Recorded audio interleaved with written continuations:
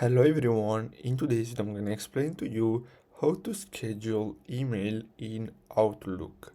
So the first step is to simply go to Outlook and then simply click on new mail.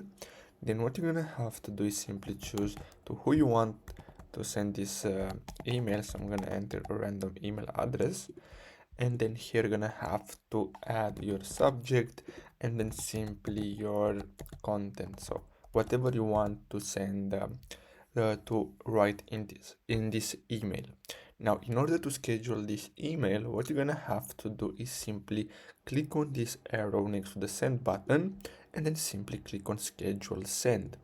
Now here, as you can see, you're gonna have the option to add a custom time. So as you can see, you have these two options, tomorrow morning and Sunday morning, or you can simply click on custom time.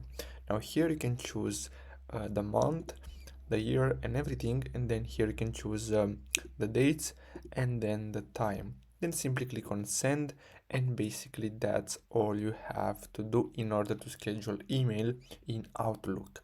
So I really hope you found this video helpful. Don't forget to like and subscribe. Thanks for watching.